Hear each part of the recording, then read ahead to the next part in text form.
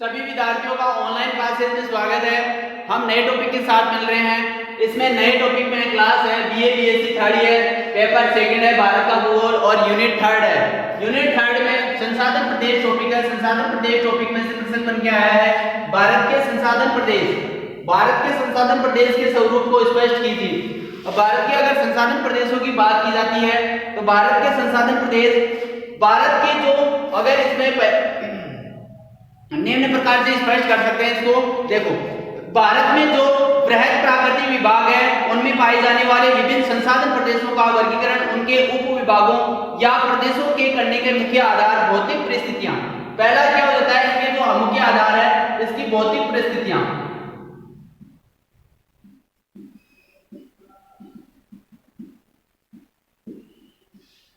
First ये हो जाता है कि इनमें भौतिक परिस्थितियां हो जाती है, यहाँ की जो भूवैज्ञानिक संरचना होती है उसके अनुसार हो जाता है, भूवैज्ञानिक संरचना के अनुसार, तथा मिट्टी यहाँ की मृदा कैसी पाई जाती है तथा यहाँ की जो जलवायु के तत्व है वो किस प्रकार से पाए जाते हैं।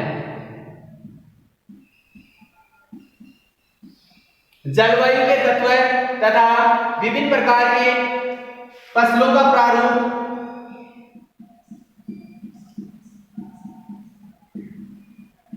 जल की उपलब्धता, खनिज संसाधन,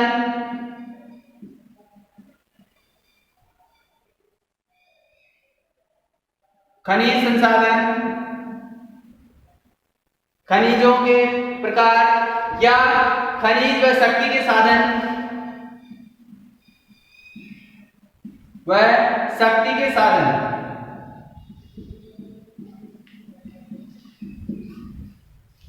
भौतिक परिस्थिति यानी विभिन्न संसाधनों को अगर वर्गीकृत करते हैं तो वहां पे पाए जाने वाली भौतिक परिस्थितियां, संरचना, मृदा, जलवायु के तत्व, फसलों का प्रारूप, खनिज के साधन, शक्ति के साधन हो गए हैं। इसके अलावा यहाँ की जो उपयोग संभवतः रहे हैं, कितने प्रकार से, किस प्रकार से इनके उपयोग मुख्य रूप से रहे हैं, यानी अतः देश के 5 प्राकृतिक बृहद प्रदेशों के संसाधनों की प्राप्ति एवं विकास का प्रभावी स्वरूप के अनुसार अनेक संसाधन प्रदेश और उप प्रदेशों में बांटा गया है।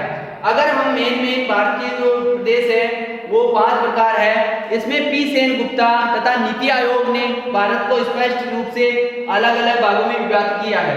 देखो, इसमें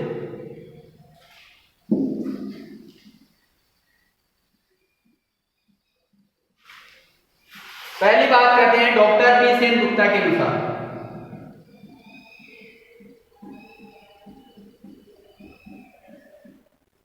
पी सेनगुप्ता के अनुसार, डॉक्टर पी सेनगुप्ता के अनुसार एम गेलिना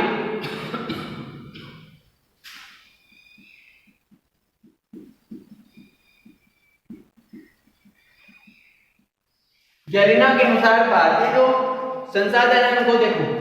पहला है हिमालय का बृहद प्रदेश, नंबर 5 है हिमालय का बृहद प्रदेश। फर्स्ट है हिमालय का बृहद प्रदेश। इसमें हिमालय को 2 भागों में बांटा गया है। फर्स्ट है पश्चिमी हिमालय,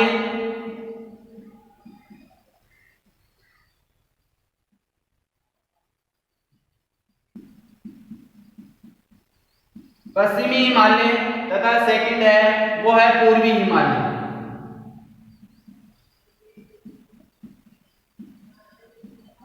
इसके बाद अगर सेकंड बात की जाए तो ये आ जाता है उत्तर का विशाल मैदान।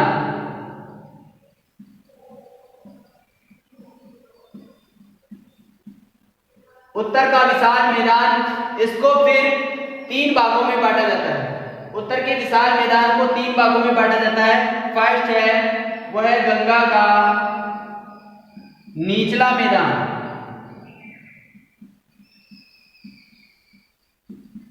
सेकंड है ऊपरी गंगा का मैदान,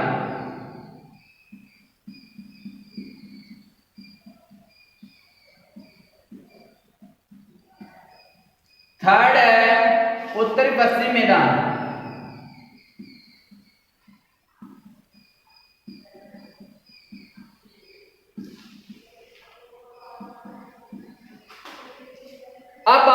हैं वो थर्ड है प्रायद्वीपीय पठार में पहाड़ियां।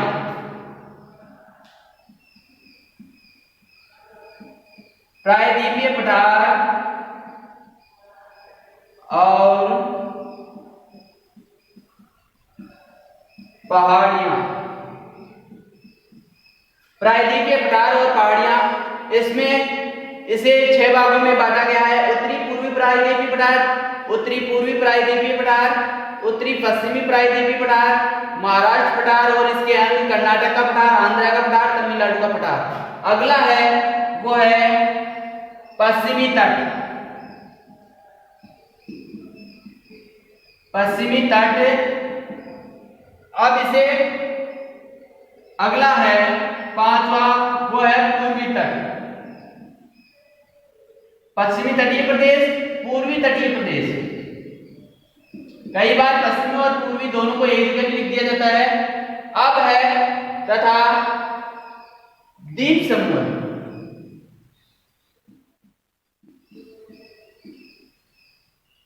द्वीप समूह, टोटल द्वीप समूह है, इसमें सभी द्वीप समूह है।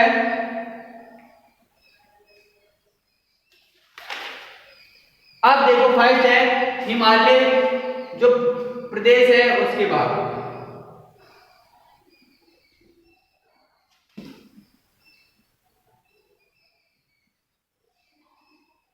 हिमालय का बृहद प्रदेश।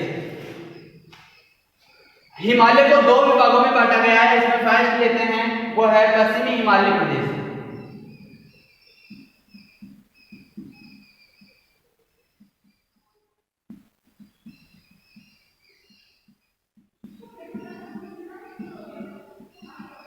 पश्चिमी हिमालय प्रदेश, इसके अंतर्गत जम्मू कश्मीर, उत्तर प्रदेश, पहाड़ के पहाड़ी जिले, इसके अंतर्गत जम्मू कश्मीर,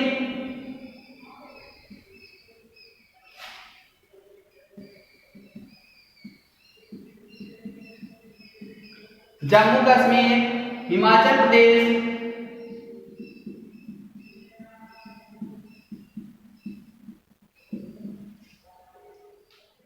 और उत्तर प्रदेश।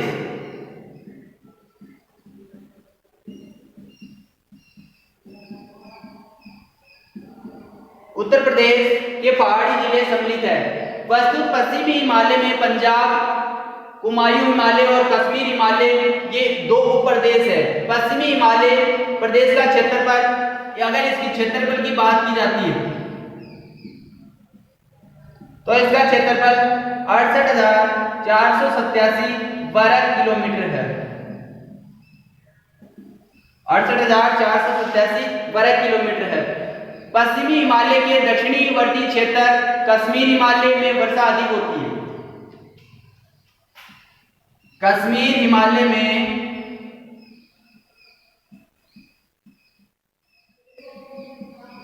वर्षा अधिक होती है।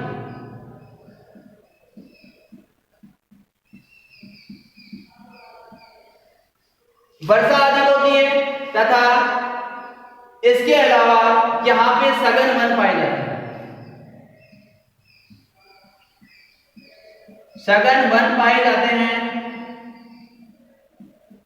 तथा यहां पे बागों पर बर्फ जमी रहती है।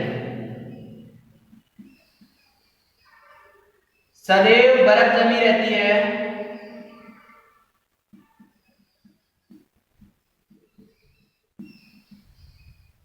इन बागों पर तथा यहाँ पे चौड़ी पत्ती वाले पेड़ तथा पर्णपाती वन मुख्यतः देखे जाते हैं। अब यहाँ पे अगर बात करें देवदारू के वृक्ष, इनमें लकड़ियां, दिया सलाई, कागज की लुगदी आदि बनाने में काम आती है। अन्य संभावित संसाधनों में जल शक्ति मुख्य है। यहाँ पे जल शक्ति मुख्य है।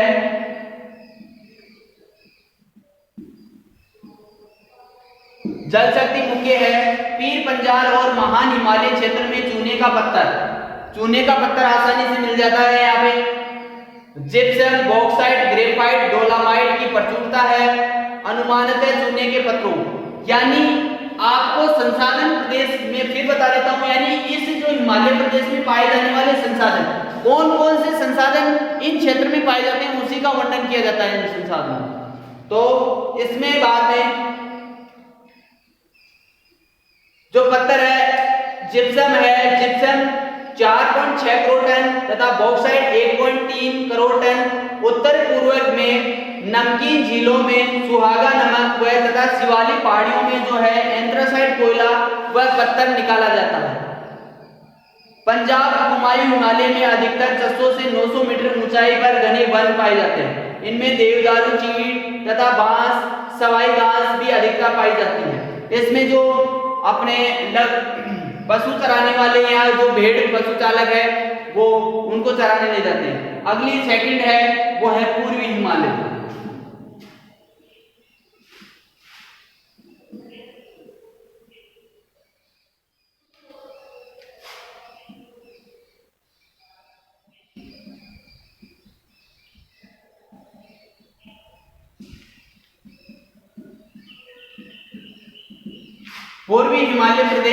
पूर्वी हिमालय प्रदेश इसका क्षेत्रफल की बात की जाए तो इसमें 265, अगर इसकी बात किया 265 वर्ग किमी 265 वर्ग किलोमीटर है। इस प्रदेश में 3 उपप्रदेश सम्मिलित किया जाता है। 3 उपप्रदेश बताए जाते हैं इसके, एक तो दार्जिलिंग सिक्किम हिमालय, दूसरा असम हिमालय तथा पूर्वी प्रशांत पहाड़ियां और पठारी। अब बात करते हैं हम दार्जिलिंग सिक्किम हिमालय। इस भाग में लगभग 16 लाख हेक्टेयर भूमि वनों से ढकी हुई है, यानी 16 लाख जो भूमि है हेक्टेयर भूमि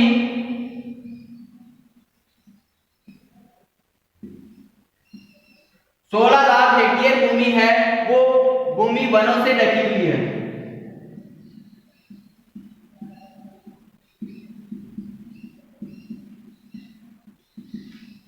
तथा इसके अलावा असम हिमालय क्षेत्र में प्राय उष्णकटिबंधीय एवं शीतोष्ण कटिबंधीय वन, पूर्वी पहाड़ी भागों में ओक, स्प्रूस, देवदार, बांस, बेल आदि की अधिकता है।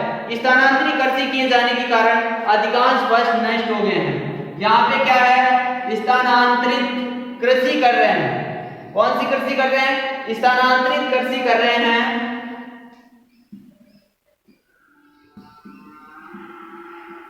स्थानांतरित कृषि से अधिकांश जो वन है नष्ट कर रहे हैं। अधिकांश वनों को क्या कर रहे हैं? नष्ट किए जा रहे हैं धीरे धीरे। तो इसके कारण ब्रह्मपुत्र नदी की अनेक बड़ी शाखाओं ने प्रचुर मात्रा में जल शक्ति मिलने का अनुमान है। ब्रह्मपुत्र जो नदी है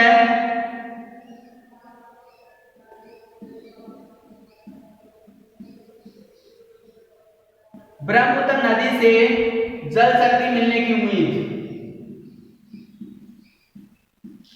जल विद्युत उत्पन्न किया जाएगा।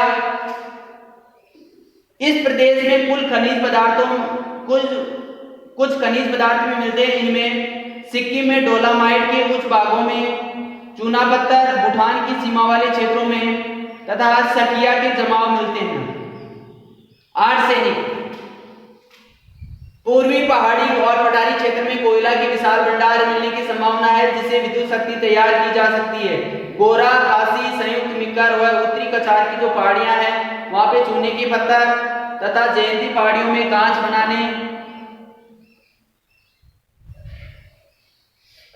तथा सापेक्ष रूप से ये हिमालय का अत्यधिक ऊंचा नीचा क्षेत्र माना जाता है जो 1000 से 6000 मीटर तक ऊपर है। यानी यहाँ पे नीची पहाड़ियां भी मिलती है तथा ऊपरी पर्वत भी पाए जाते हैं। तथा यहाँ पे जो वनों का भंडार है तथा चरागाह भूमि 10 लाख हेक्टेयर क्षेत्र पर चरागाह भूमि है तथा जो जल विद्युत शक्ति है उसका 2.4 करोड़ क्षेत्र किलोवाट क्षमता की है तथा सिंचाई की संभावनाएं हैं। सेल, स्लेट, चूने के पत्थर, बॉक्साइट, जिप्सम, तांबा, लिग्नाइट, कोयला प्रमुख खनिज है। अब बात करते हैं अपने सेकंड है वो है जो मैदान।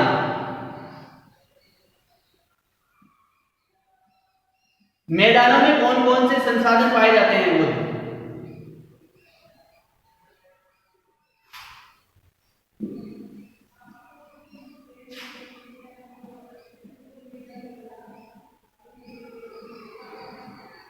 मैदान, अगर मैदानों की बात की जाए इस प्रदेश का क्षेत्रफल लगभग 5,57,00,000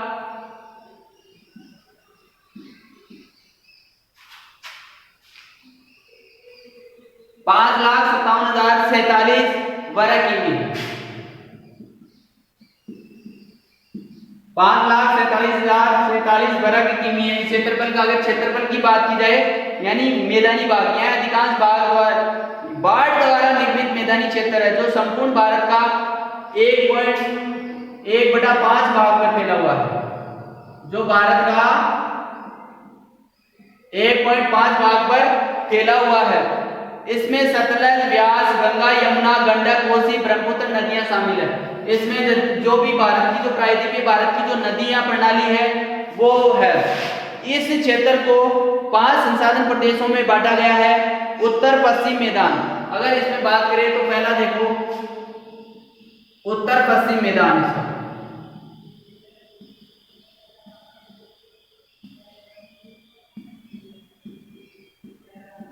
उत्तर पश्चिम मैदान है। इस मैदान का क्षेत्रफल अगर बात करें तो 30,000 वर्ग किमी है। उत्तर पश्चिम की जो बात करें तो इसका है 30,000 वर्ग किमी है।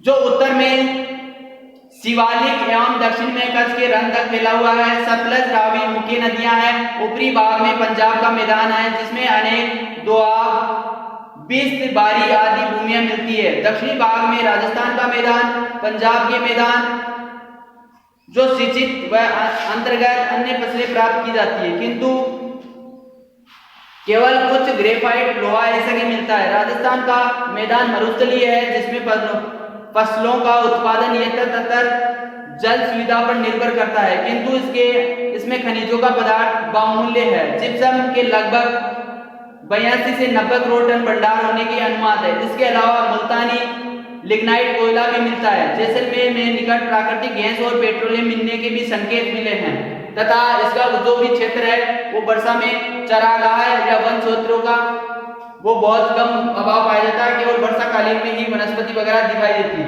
अब सेकंड में आते हैं तो ऊपरी गंगा का मैदान।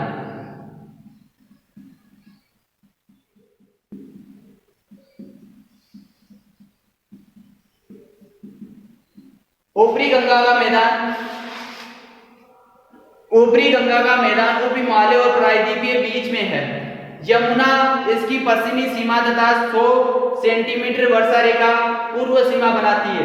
इसमें गंगा यमुना का दोआब, रुहेलखंड का मैदान तथा अवध का मैदान सम्मिलित है। निचली गंग नहर तथा लगभग 20 लाख हेक्टेयर भूमि भी में सिंचाई की जाती है। यहाँ पे अगर बात करें तो चावल, गन्ना, कपास, तिलहन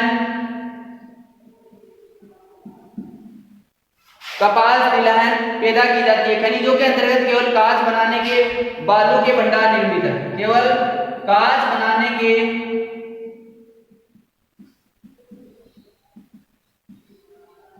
बालू के भंडार यहाँ पे नहीं है। रुहेलखंड का अगर मैदान है वो भूड़ का बना हुआ है। रुहेलखंड का जो मैदान है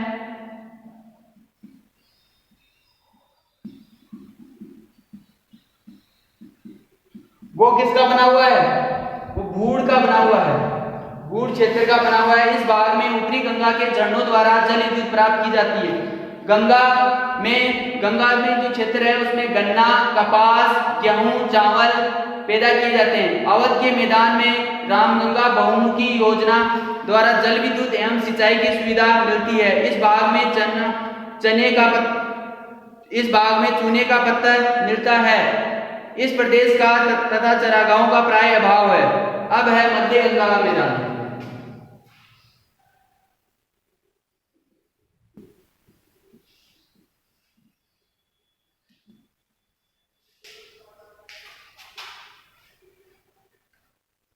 थर्ड है वो है मध्य गंगा का मैदान। मध्य गंगा का मैदान है। इसके अंतर्गत उत्तर प्रदेश का पूर्वी भाग तथा बिहार का मैदान सम्मिलित है। इसमें घाघरा, गंडक और कोसी नदियां बहती है। वर्षा पर्याप्त होने से यहाँ पे चावल, गन्ना,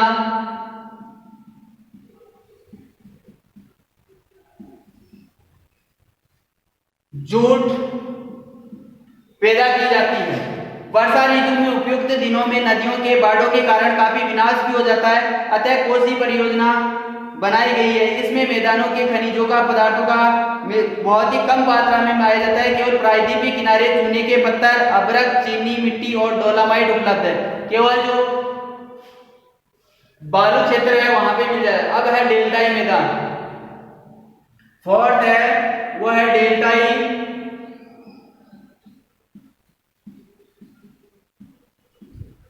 मैदानों की अगर बात की जाए तो गंगा का डेल्टाई भाग है जिसमें तीस्ता, टोरस, जलदाखा व रंगीत नदियां बहती है। इसमें प्राय बाढ़ें आती है किंतु यहाँ जल शक्ति की संभावनाएं अधिक है, यानी सर्वाधिक जल संभावनाएं अधिक है।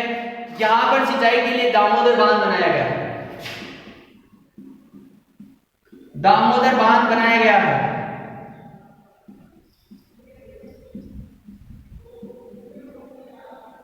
सिंचाई के लिए सिंचाई हेतु दामोदर बांध बनाया गया है तथा इसके अलावा अधिक वर्षा के कारण यह मैदान सदा हरा रहता है। चावल, जूट, मैदानी भाग की तथा तुराई में चाय प्रमुख फसलें हैं। तराई के क्षेत्र में मिश्रित वन भी मिलते हैं तथा डेल्टा में सुंदरवन डेल्टा है। भारत में कोयले के भंडार दामोदर घाटी में 1320 करोड़, अग्नि मिट्टी जो 40 लाख टन, चूने का पत्थर है 152 लाख टन, लोहे ऐसे भी कुछ मात्रा में तथा कुछ मात्रा में यहाँ पे मैग्नीज भी प्राप्त होता है। मैग्नीज प्राप्त होता है। अब देखो अगला है असम घाटी क्षेत्र। पांचवा है वह असम घाटी क्षेत्र।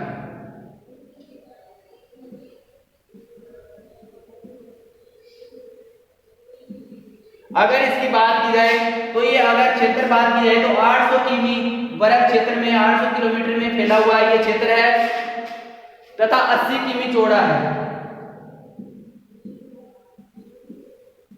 80 किमी चौड़ाई 80 किमी चौड़ाई में फैला हुआ है। इसमें ब्रह्मपुत्र नदी अपनी अनेक सहायकों के साथ बहती है, अनेक सहायक नदियों के साथ बहती है। वर्षा अधिक तथा वन प्रदेश प्रचुर मात्रा में मिलते हैं यहाँ पे, जिसमें साल, लोहा काष्ठ आदि वृक्ष अधिक मिलते हैं। बांस, बेत, विविध प्रकार के घास भी यहाँ पर्याप्त भंडार में पाए जाते हैं। इस घाटी में पेट्रोलियम और प्राकृतिक गैस के भंडार है। चूने का पत्थर, लिग्नाइट, कोयला आदि भी मिलता है। पहाड़ी ढालों पर चाय, नारंगी, सुपारी, अनानास, केला के बागान तथा मैदानी बागों में जूट, चावल, तिलहन और चाय पैदा की जाती है। मोटे तौर पर बड़े मैदान का धरातल सामान्य है, मिट्टी अधिक उपजाऊ है तथा यहाँ पर विभिन्न प्रकार के जो है खनिज पदार्थ भी पाए जाते हैं, इसलिए मैदानी भाग कंप्लीट।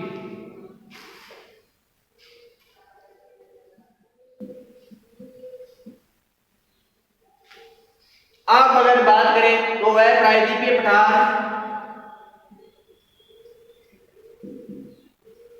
प्रायद्वीपीय पठार एवं पहाड़ियां।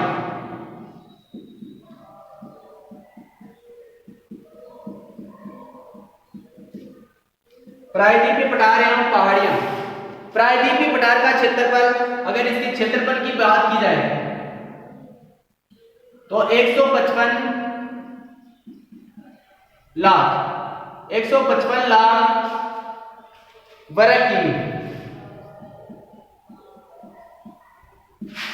किमी में फैला हुआ है। इसमें अनेक जटिलताएं पाई जाती है। ग्रेफाइट एवं नीस जैसी ग्रेफाइट व नीस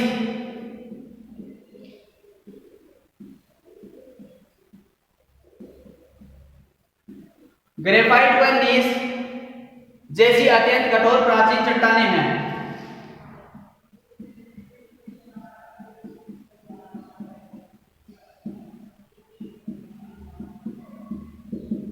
कठोर चट्टानें पाई जाती है इसमें।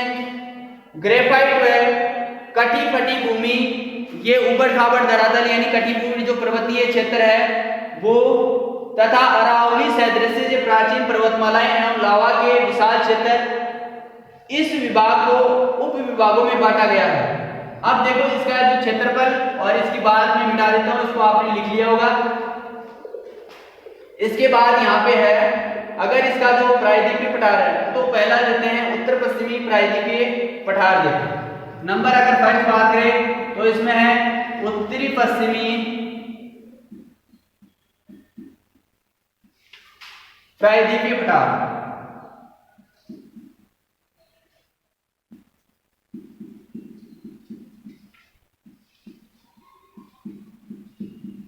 उत्तरी पश्चिमी प्रायद्वीपीय पठार है चौड़ा तथा पहाड़ी क्षेत्र है जिसके पश्चिम में अरावली पर्वत, इसके पश्चिम में क्या है, पश्चिम में अरावली पर्वत है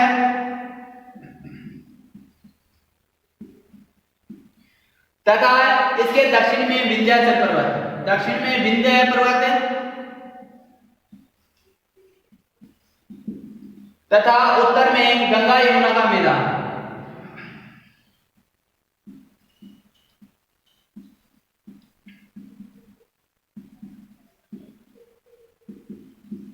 गंगा यमुना का मैदान है। अब बात करते हैं जैसे अरावली पर्वत है जो अत्यंत प्राचीन कठोर चट्टानों से सीसा, लोहा, अयस्क, मैग्नीज, अयस्क एवं अन्य खनिज, चूने का पत्थर, फ्लोराइड, फ्लोरोसल्फर, चीनी मिट्टी तथा उदयपुर व राजसमंद में संगमरमर, गुलाबी व हरा पत्थर, चित्तौड़ जिले में काले इमारती पत्थर, चूने के पत्थर का विशाल भंडार है। इसमें सिंचाई संभावनाएं भी अत्यधिक है। चंबल बेसिन होने के कारण तथा बुंदेलखंड बेसिन में उबड़ खाबड़ है तथा मालवा पठार। अब बात करते हैं इसमें अलग क्षेत्रों में यहाँ पे सिंचाई तथा जल विद्युत की बहुत अपार संभावना है क्योंकि जो पठारी क्षेत्र में है वो नदियां अपने साथ आए तो यहाँ पे सिंचाई की जो व्यवस्था है वो बहुत अच्छी है तथा यहाँ पे चूना पत्थर तथा चीनी मिट्टी और बॉक्साइट वगैरह अन्य जो लोहा पत्थर तथा सबसे ज्यादा एस्बेस्टोस वगैरह ये निकलता रहता है। अब इसकी बात करते हैं उत्तरी पूर्वी प्रायद्वीपीय पठार।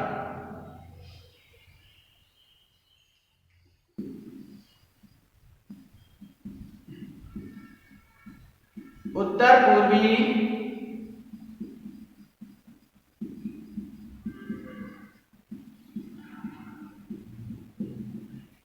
पूर्वी प्रायद्वीपीय पठार। उत्तर पूर्वी प्रायद्वीपीय पठार यहाँ पे अधिकतर भूमि 150 मीटर ऊंची है मानी जाती है, ऊंची है। इसके पूर्व में पश्चिमी घाट, इसके पूर्व में क्या है, पश्चिमी घाट है, इसके पूर्व में पश्चिमी घाट है तथा पठार अधिक कठोर चट्टानों का बना हुआ है तथा वर्षा सर्वत्र 100 सेमी, यहाँ पे वर्षा है वो 100 सेमी के लगभग पाई जाती है। इस पठार के अंदर बुंदेलखंड का पठार, बंगेलखंड का पठार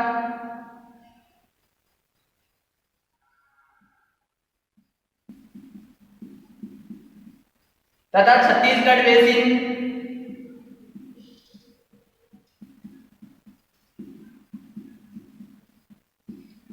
बस्तर का पठार,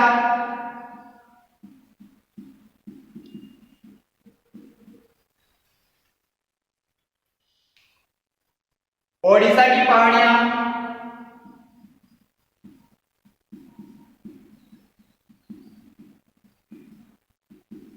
छोटा नागपुर पठार,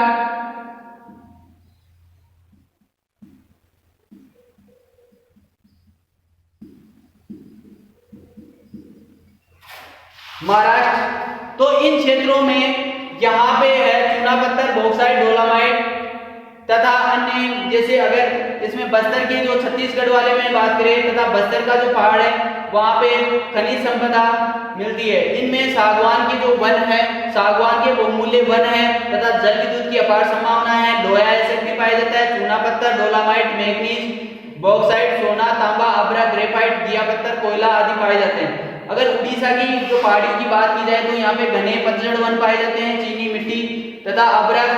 आर्थिक दृष्टि से ये पिछड़ा हुआ है परंतु यहाँ पे जो आदिवासी क्षेत्र रहते हैं। छोटा नागपुर पठार प्राचीन चट्टानों का बना होने के साथ में इसमें लोहा ऐसर का 96% भाग तथा कुकिंग कोयले का 54% और गैर कुकिंग का 30% पाया जाता है। इसके अलावा यहाँ पे बॉक्साइट का 17% भी पाया जाता है। यहाँ पे जो मिट्टी है अनुपजाऊ तथा वर्षा पर्याप्त होती है। अब बात करते हैं जैसे महाराष्ट्र का पठार है। महाराष्ट्र का पठार है लावा पठार है इसमें, जहाँ पे सतपुड़ा, महादेव और मेकाले की पहाड़ियां हैं। इसमें ताप्ती नदी का प्रवाह बेसिन है। पश्चिमी घाट प्रदेश लावा मिट्टी से ढके हैं जिस पर घने उष्णकटिबंधीय वन है। अधिकांश नदियां छोटी और तेज बहने वाली है। वेनगंगा घाटी में कपास, मोटे अनाज उत्पादन किए जाते हैं क्योंकि यहाँ पे वर्षा कम होती है तथा यहाँ पे मुख्य जो खनिज है लोहा है, सिलिनाइट, मैग्नीज और कोयला मिलता है। कर्नाटक का पठार है। उत्तर दक्षिण में लावा क्षेत्र में दक्षिणी मोयर नदी, भीमा, कृष्णा, तुंगभद्रा मुख्य नदियां हैं। इसमें मध्य प्रदेश आता है और मैदानी प्रदेश आता है। अब बात करते हैं आंध्रा पठार। आंध्रा पठार 900 से 125 मीटर ऊपर फैला हुआ है तथा यहाँ पे जो कोडप्पा, पालगुंदा तथा नला मलाई की पहाड़ियां और पूर्वी घाट है। पेनार और सिलीगुड़ी प्रमुख नदियां हैं। इसके तेलंगाना पठार और रायलसीमा का पठार आ जाता है इसमें।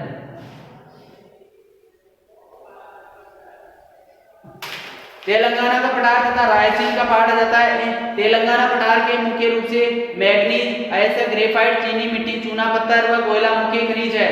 रायलसीमा का अगर रायलसीमा का पठार की देखी जाए तो यहाँ पे कुर्नूल, चित्तूर, अनंतपुर पहाड़ियां हैं। नदी बेसिनों का क्षेत्र है। यहाँ पर अकाल अधिक पड़ते हैं। सिंचित क्षेत्र बहुत ही कम पाया जाता है। अगर तमिलनाडु पठार की बात की जाए, दक्षिणी प्रायद्वीप का सर्वाधिक है। नंबर 6 है, वो है तमिलनाडु का पठार। तमिलनाडु का दक्षिणी प्रायद्वीप का दक्षिणतम क्षेत्र है वो जो त्रिभुजाकार है। इसमें नीलगिरी और पूर्वी घाटों का मिलन स्थल है। पाल घाट तथा सेन घाट दरों द्वारा विकास हुआ है। इसके पश्चिमी घाट पठार और क्षेत्र है तथा इसमें जो मुख्य पर्वतीय पहाड़ियां जैसे सीसा, लोहा, मैग्नीज, बॉक्साइट, इमारती पत्थर, चूना पत्थर, डोलामाइट, सोना व मैग्नीसाइट आदि के हैं। मोटा अनाज, कपास, गन्ना, मूंगफली, अनेक प्रकार के फल सब्जियों के उत्पादन का ये प्रदेश मुख्य है। अब देखते हैं तटीय मैदान। देखो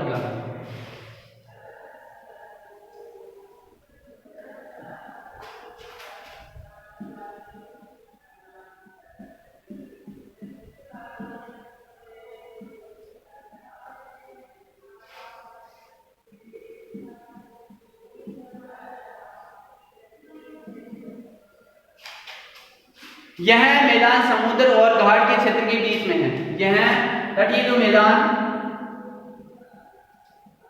समुद्र व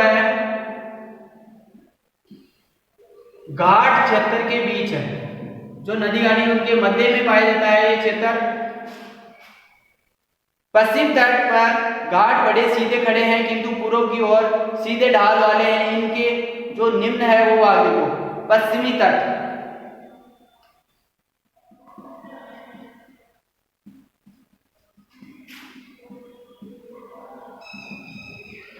पश्चिमी तट है जो पूरी तरह से दक्षिणी पश्चिमी मानसून के मार्ग में पड़ता है।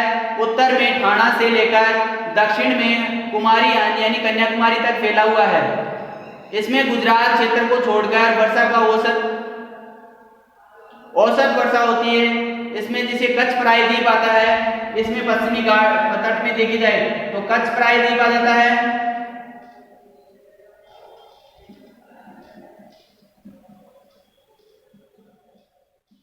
कच्छ का प्रायद्वीप आ जाता है तथा काठियावाड़ का प्रायद्वीप आ जाता है।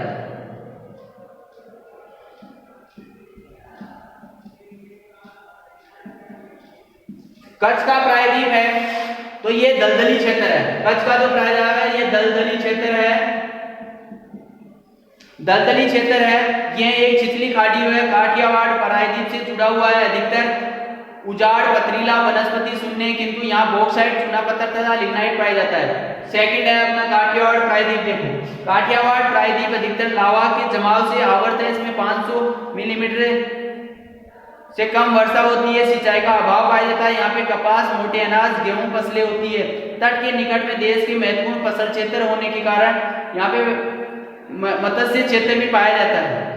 बॉक्साइट, चूना पत्थर, जिप्सम तथा कैल्सिलाइट पाया जाता है। गुजरात का मैदान साबरमती और माही नदियों के लाई गई काली मिट्टी से बना हुआ है। इसके बाद में आता है गुजरात का मैदान जो नदियों से द्वारा लाई गई मिट्टियों से बना हुआ है। और यहाँ पे जो है मोटे अनाज, तिलहन है, विभिन्न प्रकार की सब्जियां वगैरह है, कांच बनाने की है, पेट्रोलियम वगैरह है। प्राकृतिक गैस मुख्य यहाँ का खनिज है। कोंकण तट गोवा से दमन। अब देखो कोंकण तट, कोंकण तट गोवा से दमन तक फैला हुआ है। 40 से 80 किमी चौड़ा है। इस क्षेत्र में काक मिट्टी से चावल, केला, आम, नारियल अधिकांश पैदा होता है। तटीय क्षेत्र में मछलियां पकड़ी जाती है और नमक बनाया जाता है। जल विद्युत विकास की यहाँ पे संभावनाएं हैं। इसके अलावा मैग्नीज और लोहा ऐसा निकलता है। कर्नाटक मालाबार तट देखो,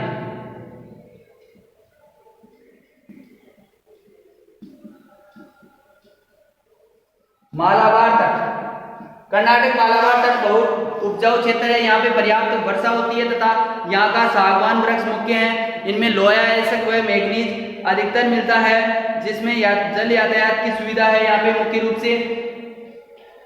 इसके अलावा यहाँ पे जो तटीय क्षेत्र होने के कारण मत्स्य उत्पादन भी अच्छी प्रकार से किया जाता है तथा यहाँ का जो मोनोजाइट मुख्य खनिज है।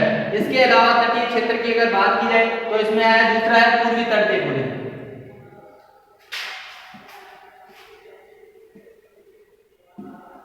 पूर्वी तटों की अगर बात की जाए, पूर्वी तटों में पश्चिमी तट की अपेक्षा चौड़ा व कम ऊंचा है। पश्चिमी तट की अपेक्षा ये क्या है, चौड़ा है, कम ऊंचा, चौड़ा व कम ऊंचा है, जिसमें होकर महानदी, यहाँ की अगर नदियों की बात की जाए तो महानदी, गोदावरी, कृष्णा,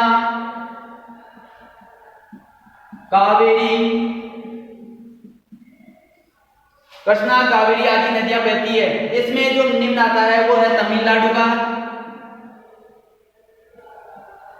तमिलनाडु तट। पहला आता है तमिलनाडु तट। इसमें विशेष नीचा मैदान है जिसमें कावेरी नदी का डेल्टा है। इसमें धान, नारियल और पैदावार अधिक होती है। कन्याकुमारी जिले में मोनोजाइट खनिज तथा इम्यूनाइट खनिज प्राप्त किया जाता है। दूसरा है आंध्रा तट।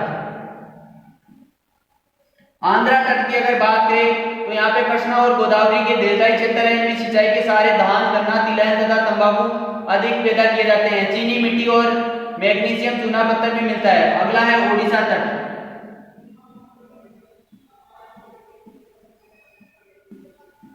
ओडिशा तट में वैतरणी, ब्राह्मणी और महानदी का डेल्टाई क्षेत्र है। यहाँ नमक बनाया जाता है तथा मछलियां पकड़ी जाती है। चिकनी मिट्टी और इम्यूनाइट के जमा भी मिलते हैं। मोटे तौर पर यह संपूर्ण मैदान नदियों द्वारा लाई गई काक मिट्टी से कारण उपजाऊ मैदान है। यहाँ पे मुख्य रूप से चीनी मिट्टी, मोगजाइट तथा बॉक्साइट, जिप्सम, चूना पत्थर आदि खनिज मिलते हैं। अब इसके बाद में देखिए बात करते हैं वो है द्वीप समूह।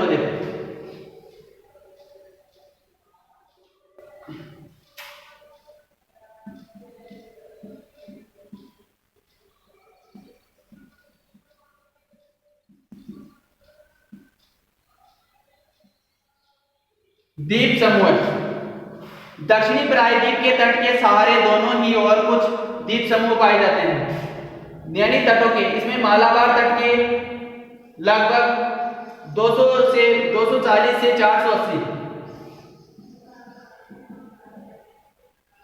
480 किलोमीटर दूर लक्षद्वीप है, जिसमें छोटे बड़े अनेक द्वीप सम्मिलित है। ये मूंगा के बने हैं तथा इन पर नारियल और ताड़ के वृक्षों के पुंज मिलते हैं। पूर्व की ओर बंगाल की खाड़ी से नियाग्रा संद्वीप से लगभग 192 किलोमीटर दूर ग्रेट अंडमान निकोबार द्वीप समूह है।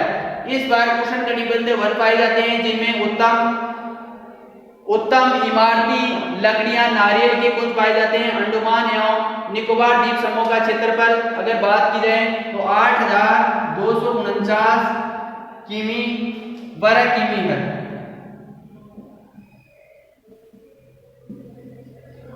8,249 वर्ग किमी क्षेत्र है। इमारती लकड़ियों में कोका, कुंगलम, पगड़ू, सिनवुड मुख्य। यहाँ पे मूंगा और मर्द गोमुओं की उत्तम किस्म का चूना प्राप्त किया जाता है, जिस पर क्लोराइड, तांबा तथा गंधयुक्त लोहा यहाँ मुख्य खनिज है। इस प्रकार से जो भारत के संसाधन प्रदेशों में मुख्य रूप से ये संसाधन पाए जाते हैं वो निम्न थे। ठीक है, नेक्स्ट क्लास में नेक्स्ट जो है उसमें फिर से मिलेंगे। वहाँ तक के लिए धन्यवाद।